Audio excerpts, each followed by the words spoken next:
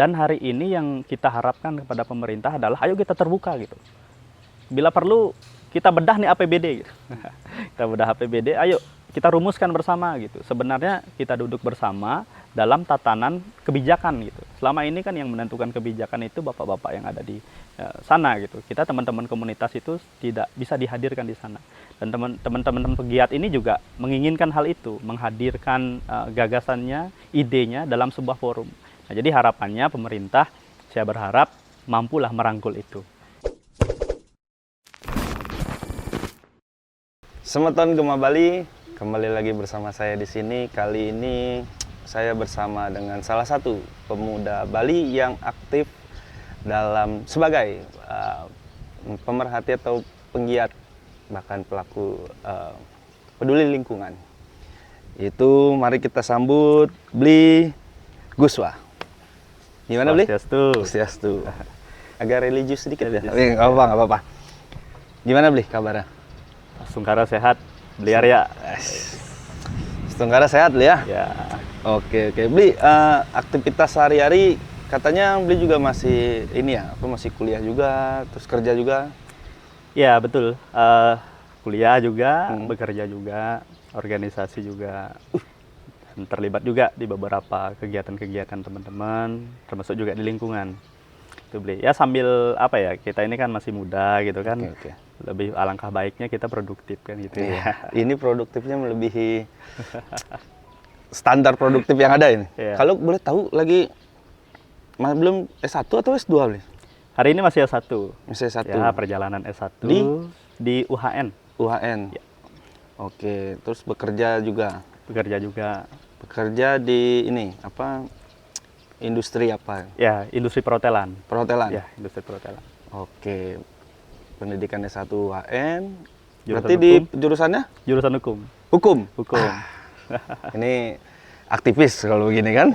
Oke. Siap. Di perhotelan, organisasi nggak satu kayaknya nih. Ya, beberapa organisasi juga Beberapa ya. turut terlibat ya. Ya pasti organisasinya nggak main-main juga ini kalau begini. Gitu. Ngeri juga ya. Ya, oke, kita santai aja ya. Ya santai kali aja ya. Bli. Di sini semua tahun juga tahu gitu. Santai semua di sini. Ya. Jadi gini Bli, Bli Gus ini kan sebagai pemuda, salah satu pemuda Bali yang peduli lingkungan. Menurut Bli Gus tuh Bali itu hari ini bagaimana Bli Gus? Pandangan umum Bli Gus. Oke. Jadi sambil menikmati sawah yang bagus ya di belakang kita ceritalah. Oke. Ya, siap. soal persoalan sedikit soal lingkungan hari ini. Kalau bicara soal lingkungan Bali, tentu yang kita lihat akhir-akhir ini persoalan yang paling serius itu adalah persoalan sampah. Nah, yang dimana pasti Bli juga tahu kan beberapa isu yang mungkin sudah melelang buana gitu. Persoalan sampah di Bali, termasuk berawal kemarin dengan ditutupnya TPA Suwung tuh. Nah, itu kan menjadi suatu persoalan yang dimana masih belum selesai sampai hari ini. Nah, itu yang kemudian saya rasa perlu nih kita diskusikan. Bukan hanya diskusi ini, kadang kan orang-orang berpikir sudah jenuh juga gitu ya. Iya. Jadi kita udah jenuh juga berbicara soal persoalan ini, karena memang per hari ini ibaratkan sinetron gitu. Terus ada episodenya nih. Oh ya. Ada episode sambung menyambung. Cinta gitu. Fitri ya. Udah episodenya panjang, seasonnya juga terus ini ya. Oke. Itu yang menarik hari ini kita gali gitu. Sebenarnya di mana letak persoalan itu kan gitu. Nah, terus bagaimana nanti peran dari berbagai aspek untuk sama-sama kita selesaikan persoalan ini gitu.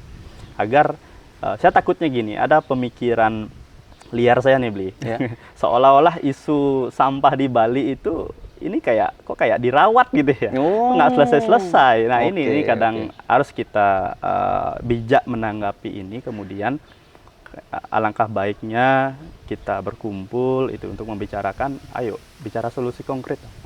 Gitu. Sebenarnya sudah ada. Sudah ada kan beberapa solusi-solusi. Oke, itulah. Seperti itu gambaran kurang lebih persoalan Bali hari ini. Saya rasa agak sedikit concern menyoal soal sampah itu. Oke. Iya, kemarin kan juga sempat hype juga Bli ya soal sampah ini di Bali itu. Aku sedikit ini dari Bli itu. ada kemungkinan apakah isu ini dirawat gitu ya, atau bagaimana? Harusnya sekelas Bali gitu ya, apa yang dimana Pemprov Bali itu terkenal akan pariwisatanya, harusnya isu lingkungan itu terkait, apalagi spesifik soal sampah harusnya menjadi nomor satu beli ya. Tapi kok belum tuntas-tuntas gitu. Nah kita ngobrol ini beli. Nah ini kan bicara soal sampah nih beli. Menurut beli bisa nggak dikatakan Bali ini darurat sampah beli? Oke, ini menarik nih. Kalau kita lihat dari kacamata persoalan hari ini, bobot persoalan hari ini, saya rasa bisa. Karena kenapa? Tidak hanya dalam skup lingkupan Pemprov, namun isu persoalan sampah hari ini itu sudah mulai mengakar dan pemerintah daerah kabupaten itu pun juga bingung gitu. Bagaimana menyelesaikan persoalan ini? Nah, ini kan artinya dalam level tatanan pemerintahan pun masih belum ada solusi yang konkret dalam persoalan ini, dan saya rasa ini menjadi persoalan yang serius gitu. Saya bisa katakan bahwasanya ya ini kita darurat sampah hari ini gitu. Terkait dengan itu. Oke. Kalau kita melihat, kalau bisa dikatakan darurat sampah beli, kemarin itu kan ada karya di salah satunya lah, ada karya di Besakih. Itu kan kita lihat di sosmed itu segala macam sampah di mana-mana itu. Emang benar kondisinya separah itu atau gimana beli? Beli kan pasti juga kemarin ini juga pasti kan. Benar separah itu atau gimana beli? Nah ini persoalan kalau di Besakih kemarin, saya rasa ini juga menjadi suatu persoalan yang tetap menjadi permasalahan tiap tahun gitu beli. Jadi tahun kemarin juga Odalan masih ada aja pola-pola yang seperti itu. Saya rasa ini merupakan tanggung jawab kita bersama kalau kita sudah melihat persoalan skala besar ini kan. Artinya ini persoalan yang masif gitu, yang terjadi setiap tahun gitu. Nah sekarang titik evaluasinya ada di mana kan gitu. Nah ini yang kemudian perlu banyak pemikiran dari beberapa sektor. Tidak menutup kemungkinan masukan ide dan gagasan dari teman-teman muda gitu kan. Teman-teman pegiat kita kan anak-anak muda semua, banyak di Bali. Nah, termasuk juga teman-teman komunitas itu banyak juga di Bali gitu. Nah ini yang kemudian duduk perkaranya harus kita hadirkan di dalam ruang meja perkopian gitu kan, kalau anak muda kan. Nah ayo kita selesaikan. Di sana yang saya harapkan tentu juga terlibat di dalamnya dari pemerintah, dari NGO, LSM, dari juga komunitas. Nah ini yang kemudian saya harapkan ketika kita memiliki satu titik yang fokus dan serius gitu ya, garis bawahnya itu serius.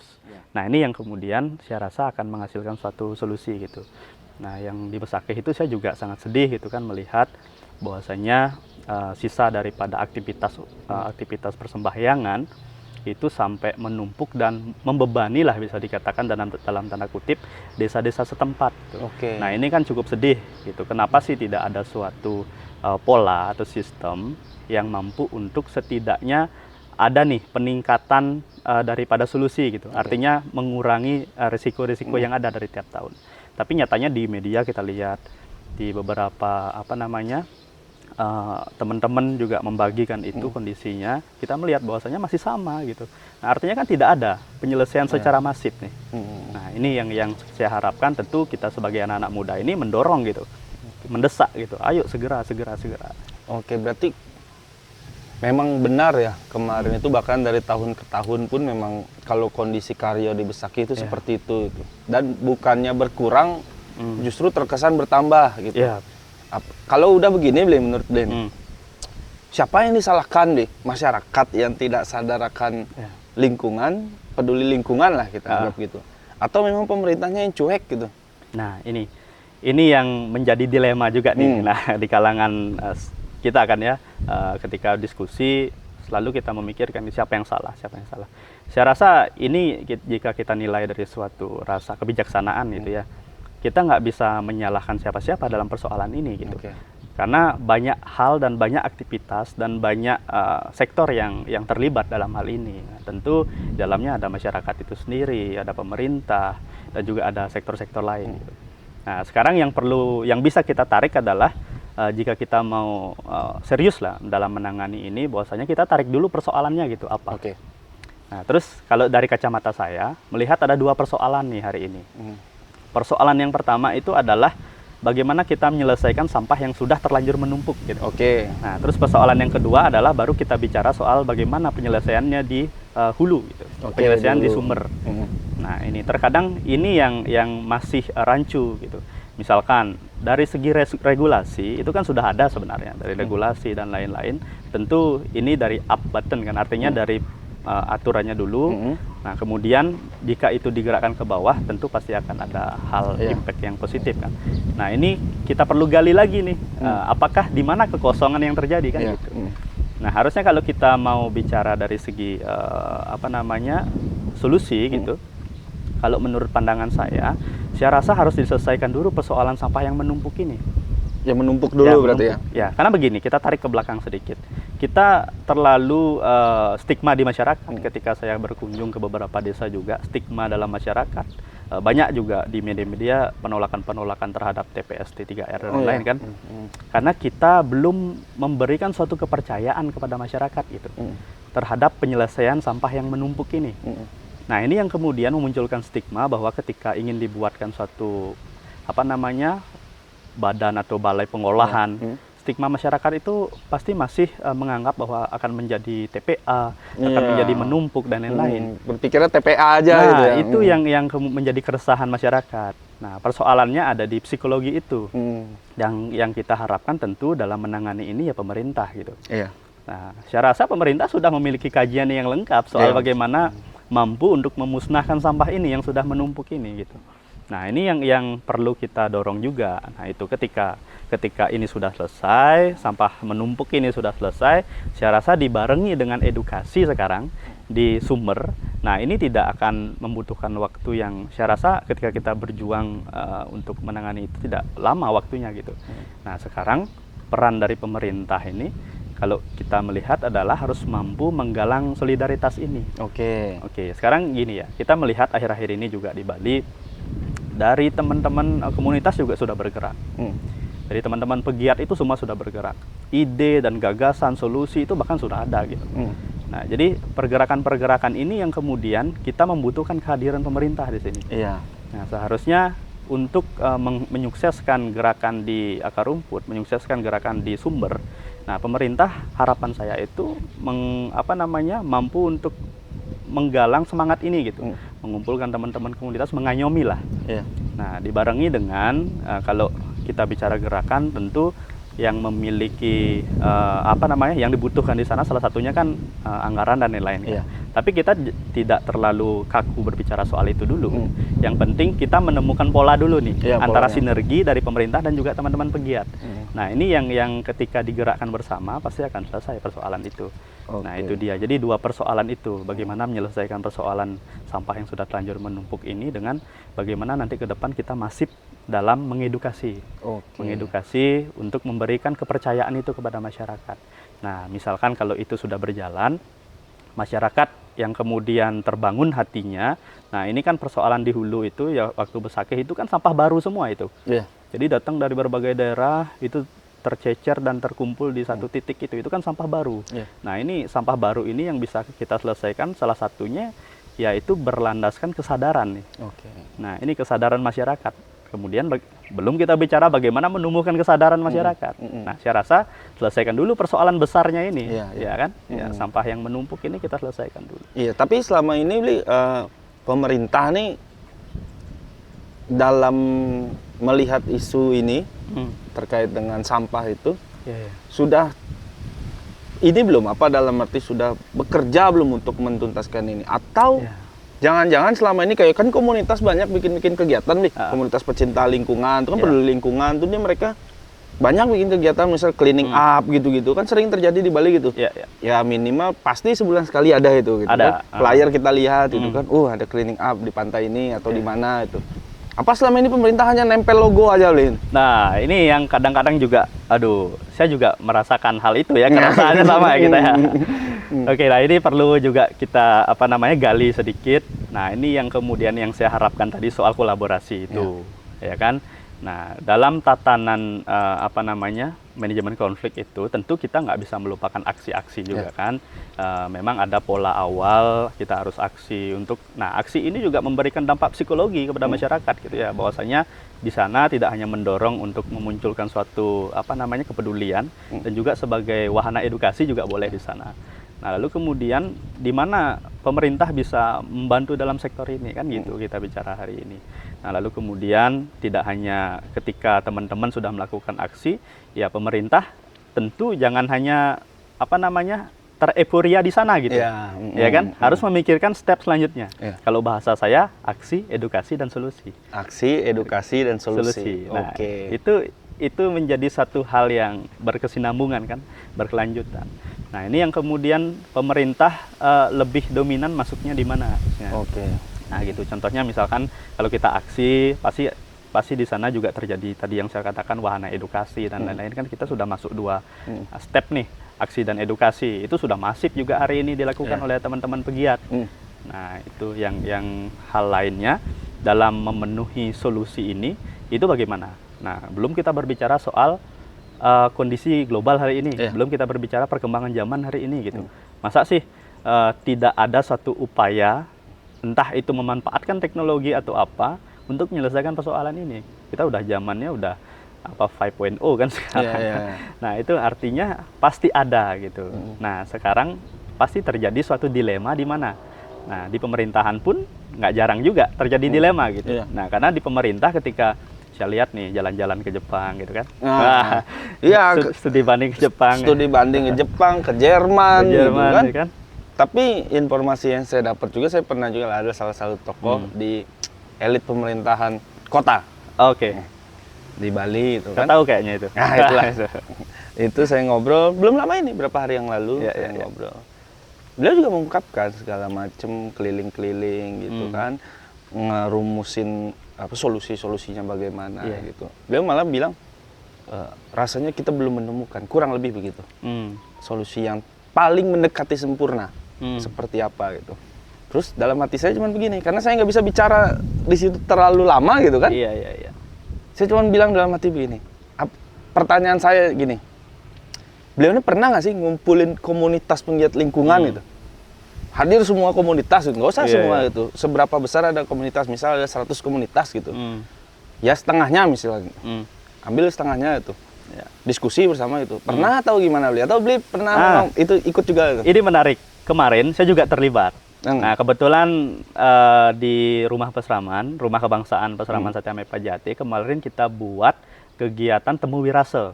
Temu Wirase itu sukses kemarin. Jadi semua elemen, semua sektor itu hadir. Nah, dari pemerintah waktu itu hadir juga Delaka Provinsi dan Kota Denpasar kan. Nah, jadi beberapa teman pegiat itu banyak yang hadir juga. Nah, lalu kemudian di sana ada akademisi, ada pemuda dan lain-lain. Kita ketemu di sana. Nah, kalau kita bicara momentum pertemuan, itu sudah beberapa kali terjadi, terjadi. Nah, ini yang kemudian waktu pembahasan itu akhirnya hanya menjadi sebuah pembahasan gitu. Nah, tidak ada tindak lanjutnya. Tidak ada tindak lanjut. Nah, inilah yang kita harapkan sebagai harusnya yang menindaklanjuti itu. Ini kan sebagai bentuk aspirasi juga. Kita berharap besar kepada pemerintah nih. Nah, itu dengan tadi saya katakan sudah melakukan studi banding. Studi banding itu kita amini sebagai satu langkah awal gitu, ya kan? Dari kan kita menyuarakan nih aspirasi segala macam. Artinya pemerintah memiliki kesadaran. Saya mau ke Jepang gitu, misalkan studi banding untuk mencarikan solusi yang dipersoalkan kemarin gitu kan. Nah, itu langkah sederhana kan. Nah, terus kemudian pasca dari sana itu bagaimana gitu. Nah, kendati pun hari ini juga sudah ada beberapa implementasi, penerapan upaya lah bisa dikatakan dengan beberapa TPS T3R yang hari ini sudah berjalan, walaupun stagnan gitu kan, beberapa stagnan, ya kita terbuka aja udah, karena masyarakat ini juga konsumsi masyarakat kan, artinya tidak berjalan secara maksimal gitu. Nah, itu yang kemudian disayangkan, dan ini menambah luka hati masyarakat gitu, dan akan menimbulkan luka dalam soal bagaimana masyarakat menilai tentang persoalan sampah gitu. Artinya kita sebagai, ya kalau dalam Hindu kan kita percaya seorang guru gitu, pemerintah itu sendiri yang kita harapkan sebagai payung kita untuk mampu menyelesaikan persoalan itu. Dan kemudian belum kita rasakan maksimal, ya ini akan memunculkan suatu distrust pada kebijakan dan juga implementasi dari persoalan itu. Iya, Nah, iya. itu yang disayangkan. Ini semeton enaknya ngobrol sama aktivis itu, penjelasannya itu terstruktur dan kita mudah mengertinya gitu. Ini asik. Tapi gini, Bli, ini kan kalau gimana saya melihatnya, pemerintah ini nggak tahu setengah-setengah, nggak tahu. Tapi saya percaya dalam waktu dekat ini pemerintah pasti akan kencang soal ini, soal lingkungan, apalagi soal sampah. Karena saya percaya gitu kan, karena kan bulan depan itu kan udah mulai pendaftaran soalnya. Oke. Ya kan? Terus November itu ada pestanya juga kan. Iya ya. Ya pesta. Menjelang pesta. Nah, menjelang pesta itu kan. Saya percaya pastinya akan turun semua soal Akan sampah. turun. Itu. Oke. Ya. Ya. Ya tinggal kita lihat aja mana yang sungguh-sungguh atau mana yang hanya sebetas dari bulan Mei sampai November nanti gitu. Kita katakan momentum 5 tahunan ya. Kurang lebih seperti itu kan, Bli. Bli, Ya. tapi tadi kan Bli, ini juga kita bercerita soal singgung-singgung soal komunitas. Oh iya. Sebenarnya, Bli, berapa banyak komunitas peduli lingkungan di Bali itu, Bli? Rasanya banyak banget itu. Kalau aku lihat misal satu flyer cleaning up, clean up gitu kan, clean up pantai gitu. Oke. Kok ini banyak kali logonya ya gitu kan? Aku kurang paham juga, Bli. Sebenarnya seberapa banyak gitu? Oke. Kalau sepengetahuan saya bergerak ikut terlibat di dalam gerakan lingkungan itu dari 2017 kemarin. Perjalanan sampai hari ini, saya merasa cukup banyak memang. Komunitas di Bali itu cukup banyak. Dan baik dari skala besar yang sudah memiliki massa ribuan, ratusan, dan bahkan skup-skup komunitas yang baru bermunculan gitu di tingkatan. Bahkan yang menariknya itu komunitas bermunculan di tingkatan-tingkatan anak muda ini. SMA dan lain-lain. Nah, itu banyak sekali hari ini. Lalu kita kemudian melihat gitu bahwasanya ini sebagai suatu peluang dalam bagaimana kita menyelesaikan persoalan soal lingkungan, terutamanya sampah di Bali itu. Artinya dari level pemerintah juga harus menyoroti ini gitu. Bagaimana pergerakan masyarakat dari semua kalangan gitu, anak muda, orang tua dan lain-lain turut serta peduli dan mau bergerak gitu. Nah, sekarang kita lihat pola-pola gerakan nih. Gerakan-gerakan teman-teman komunitas pun sekarang beragam juga kan. Artinya sudah ada yang bermain di teknologi, sudah ada yang fokus di edukasi, itu sudah ada yang fokus menangani persoalan organik dan lain-lain. Nah, ini kan suatu hal yang bagus kalau pemerintah kita tidak tidur gitu. Saya rasa nggak tidur juga, cuman kita ini kan harus cepat, harus bergerak cepat. Nah, ini anak muda kan jiwanya harus cepat gitu. Iya. Oke. Tadi menarik, Bli, bicara soal pola gerakan. Berarti setiap komunitas yang ada di Bali ini terkait dengan lingkungan, apakah semua gerakannya sama atau berbeda, Bli? Karena kalau aku perhatikan, ini ada yang fokus di sini, ini sepertinya dia clean up aja gitu. Ini seminar-seminar tugasnya nih, gitu. Kayaknya beda-beda gitu, Bli. Itu gimana sih, Bli, sebenarnya? Ya, kalau kita melihat tadi secara garis besar saya sampaikan, memang banyak sektor dan beragam gitu gerakan dari teman-teman komunitas. Itu tadi ada yang bermain teknologi. Yang bermain di teknologi ini sudah mampu untuk bahkan memberikan satu impact skala kecil lah bisa dibilang. Entah itu lingkungan desa dan lain-lain, itu sudah bagus lah artinya. Ya, kita nggak pernah mempersoalkan bahwasanya ketika teman-teman komunitas mampu untuk menciptakan atau bermain dalam teknologi dan kemudian itu menjadi profit, itu kan sangat bagus sekali. Bisa memberdayakan masyarakat. Begitu juga teman yang mengelola di organik demikian. Artinya segala bentuk, kalau di Bali bilang apapun yang kita kelola, yang kita mampu persembahkan kepada Ibu Pertiwi itu bisa menjadi suatu finansial benefit lah gitu. Nah, ini yang kemudian kita nggak pernah membatasi ruang itu dan tidak berpikir soal fokus untuk ke misalkan ke benefit dan lain-lain. Artinya ini suatu semangat yang sama itu kan. Nah, ada teman-teman bermain teknologi bahkan sudah menghasilkan suatu menciptakan peluang kerja di sana. Lalu yang di organik demikian, teman-teman juga fokus di edukasi. Yang edukasi ini bahkan pure tidak dibayar gitu. Artinya gerakan-gerakan pro bono lah ya. Pro bono. gerakan-gerakan ini yang harus didorong. Nah, kembali lagi kita butuh kehadiran pemerintah di sini. Iya, betul. Ya, pemerintah itu perannya bukan hanya buat regulasi doang. Iya. Kan kalau buat regulasi kan gampang ya, apalagi ada AC di ruang DPR gitu kan. Iya kan, ada konsultan gitu. Ada konsultan. Nah, kan udah bantu dulu gitu, segala macem gitu. Tapi nggak ada aksinya gitu. Nah, itu yang Iya. Berarti begini, Bre. Ini kan gerakan teman-teman berbeda-beda gitu. Tadi aku tertarik soal yang teknologi itu. oke.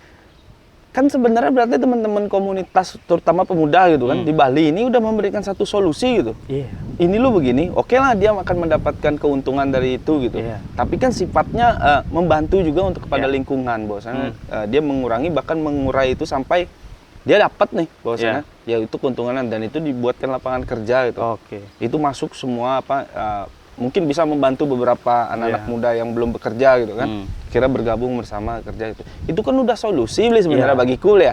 Itu udah solusi gitu. Terus kenapa pemerintah harus tuh dibanding ke Jepang, Jerman gitu, Bli? Pemudanya masyarakatnya sendiri itu loh. Udah bikin solusi itu yang Bli bilang itu. Itu sebenarnya bicara teknologi itu gimana Bli? Apa yang diolah tuh dari A sampai ke Z-nya itu? Ya, benar. Itu tadi teman-teman komunitas itu sudah mensuplai ide dan gagasan, bahkan sampai tahapan solusi kan. Termasuk teman-teman yang bermain di teknologi hari ini. Teknologi yang sudah mampu dibuat dan bahkan ada memang teknologi luar yang sudah mampu ditarik untuk diterapkan di sini. Dan sudah ada beberapa yang terbukti bagus gitu untuk menyelesaikan persoalan sampah yang menumpuk ini dulu gitu. Yang residu lah bisa dibilang ya. Nah, kita coba memikirkan persoalan ini, menarik sedikit ke sejarah dulu ya. Oke. Ya, jadi kalau dulu itu sebelum itu kita melihat suatu persoalan ini, ketika kita memikirkan suatu solusi yang tidak akan memberikan dampak itu sangat mustahil. Ya. Kita berjalan sebelum itu ketika dulu sebelum masifnya penggunaan plastik gitu ya. Dulu kan menggunakan bahan baku kertas yang bersumber dari kayu gitu. Pada tahun berapa itu lupa saya, sehingga terjadi suatu penebangan pohon besar-besaran pada saat itu. Betul. Sehingga beralihlah ke energi yang lain gitu. Iya. Entah muncullah plastik dan lain-lain. Nah, artinya apa? Ketika dalam suatu perkembangan persoalan kita mencari suatu solusi, kita nggak bisa terlepas dari pasti akan ada impact-impact di sana. Iya. Contoh, teman-teman yang bermain di teknologi hari ini, salah satu kita sebut aja jenis mesinnya insenerator kan. Kita nggak bisa mengamini bahwa insenerator itu 0% menyelesaikan persoalan lingkungan, nggak bisa. Pasti ada beberapa 0, sekian gitu kan, yang menjadi sisa daripada solusi itu. Sisa daripada misalkan pola kerja insenerator kan memusnahkan sampah gitu. Memusnahkan sampah, residu semua masuk gitu, dengan inkubator dan lain-lain. Dengan pola kerja sampah itu dipanaskan 1000 sampai 1800 Fahrenheit gitu misalkan, dia sudah sehingga senyawa-senyawa sampah itu terurai menjadi abu gitu. Nah, kemudian hari ini kalau kita melihat perkembangan teknologi yang cukup masif, dengan perkembangan itu peningkatan atau upgrading dari pola kerja insenerator ini pasti akan meningkat gitu.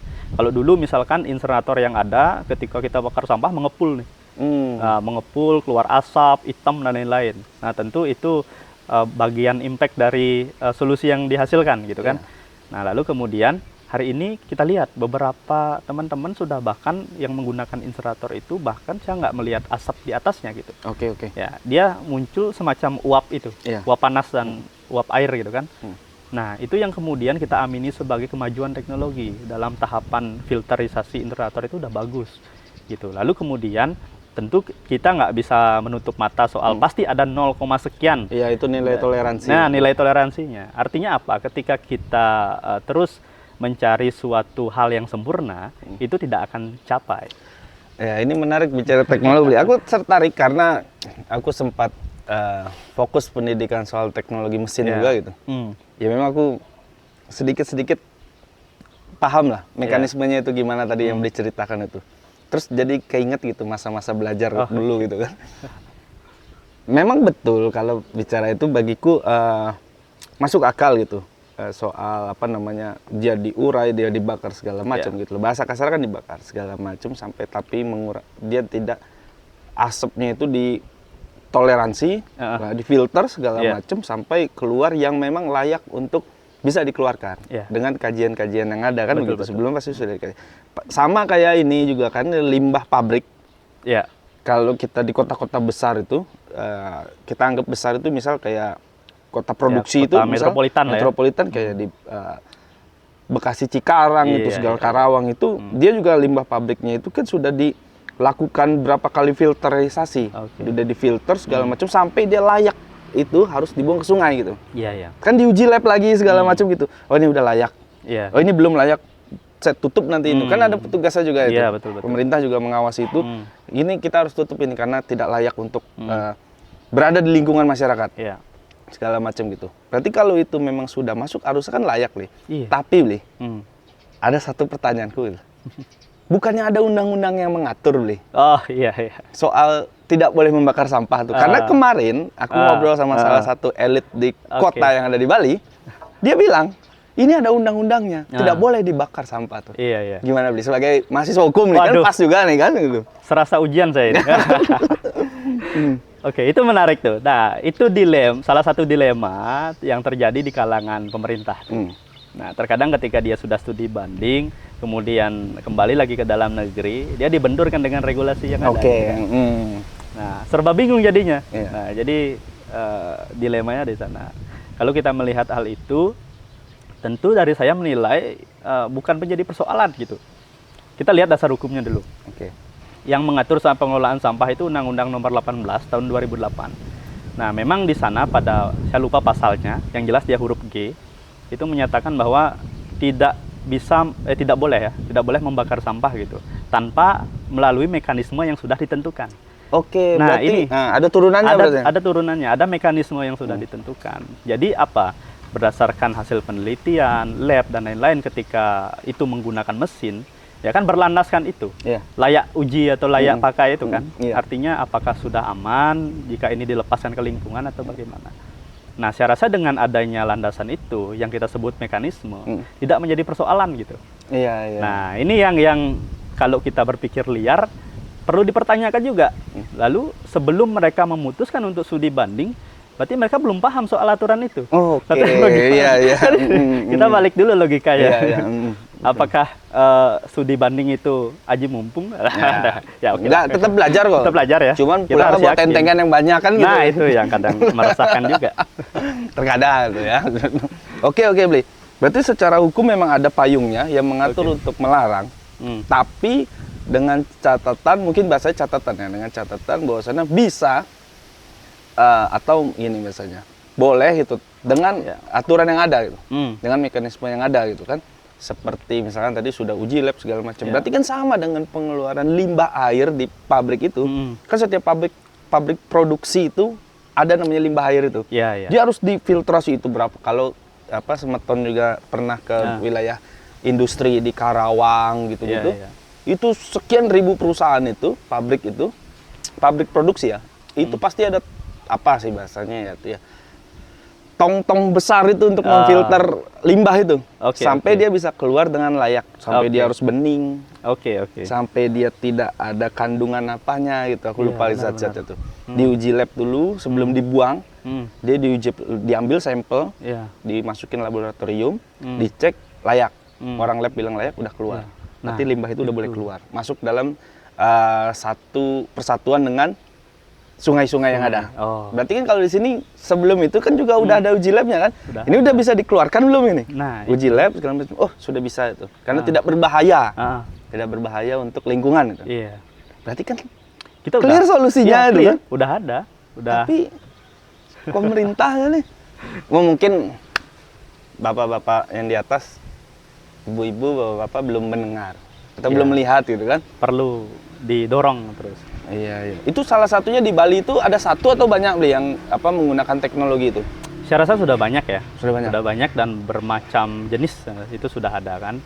Mungkin nanti beli area saya ajak main-main lah kita. Boleh lah. Ke TPS T3R yang ada kan. Iya. Jadi di sana bisa lihat langsung operasionalnya bagaimana. Iya. Dan memang sudah ada beberapa TPST yang berhasil untuk menciptakan suatu pola sistem manajemen yang bagus gitu. Sehingga dalam sistem pengolahan sampah itu tidak hanya menyelesaikan permasalahan, namun juga bisa menghasilkan profit di sana. Iya. Terutama untuk keberlangsungan desa kan itu yang bagus juga. Oke. Ini Mbak keren nih. Bli, nanti kalau waktu Bli kosong izin ya kita ikut ke Siap. tempat itu untuk ya biar Semeton semua tahu juga kan Bli, Ya. kita ini juga bahwasannya seperti apa itu. Dan syukur-syukur pemerintahnya juga melihat kan gitu. Nah, itu. Pemerintah provinsi, Setengkara, ya. kabupaten kota gitu melihat kan gitu maksudnya. Dan langsung beliau mau hadir gitu kan dan diskusi dengan Ya. teman-teman yang ada di sana kan gitu ya. Bli, terakhir nih Bli. ya. Boleh nggak aku minta ini mungkin pesan gitu Bli. Oke. Bli sampaikan pesan kepada pemerintah mungkin Bli. Untuk kedepannya terkait dengan sampah ini bagaimana Bli? Oke. Ataukah harus diskusi bersama atau Hmm. kalau udah ada solusinya udahlah ini Ya. solusi apa saran dari Bli untuk pemerintah Bli, silakan. Oke. Nah, ini berat ya, saran gitu. Saya bukan siapa-siapa soalnya. pesan. Oke, pesan ya. Jadi kalau kita melihat hari ini, kalau diskusi sudah banyak kita lakukan. Diskusi, solusi, ide dan gagasan dari teman-teman itu sudah banyak. Dan hari ini yang kita harapkan kepada pemerintah adalah ayo kita terbuka gitu. Bila perlu kita bedah nih APBD gitu. Kita bedah APBD, ayo kita rumuskan bersama gitu. Sebenarnya kita duduk bersama dalam tatanan kebijakan gitu. Selama ini kan yang menentukan kebijakan itu bapak-bapak yang ada di sana gitu. Kita teman-teman komunitas itu tidak bisa dihadirkan di sana. Dan teman-teman pegiat ini juga menginginkan hal itu, menghadirkan gagasannya, idenya dalam sebuah forum. Nah, jadi harapannya pemerintah, saya berharap mampulah merangkul itu, gitu. Jadi tidak kesannya kita ini bergerak sendiri-sendiri, gitu. Oke. Nah, itu yang saya harapkan. Mudah-mudahan ke depan solusi permasalahan sampah di Bali sebagai salah satu destinasi wisata terbaik ya di dunia, Ya. itu dapat terselesaikan segera. Itu Oke, harapannya. siap. Terima kasih Bli Guswa udah Ya, sama-sama. memberikan waktu dan pemikirannya kepada terutama saya dan kepada Semeton semua gitu kan. Semoga juga kita teredukasi gitu bahwasanya pentingnya menjaga lingkungan itu seperti apa. Saya sebentar pengen bercerita cuma takut dibilang ini saya apa namanya itu terlalu religius tuh udah. Ya soal trik kita karena lah kan Kita gitu. karana. Nah, Itu udah kan, clear lah saya ya rasa. udah clear Filosofi gitu. itu semua udah mendalami. Ya, itu. Tinggal implement inilah. Jadi terima kasih sekali lagi Bli Guswa ya. Sama-sama Bli. Ya, siap. Semeton Gema Bali, terima kasih sudah menonton video ini. Jangan lupa di like, comment, and share. Dan di subscribe juga. Dan kalau memang Semeton ada yang keluarganya adalah para petinggi Pemprov, Pemkot, Pemkap, sampaikan video ini kepada beliau gitu. Supaya menonton gitu kan. Dan sama-sama kita berdiskusi atau inilah salah satu solusinya yang ada di Bali. Terima kasih sekali lagi dan sampai jumpa di video kita selanjutnya.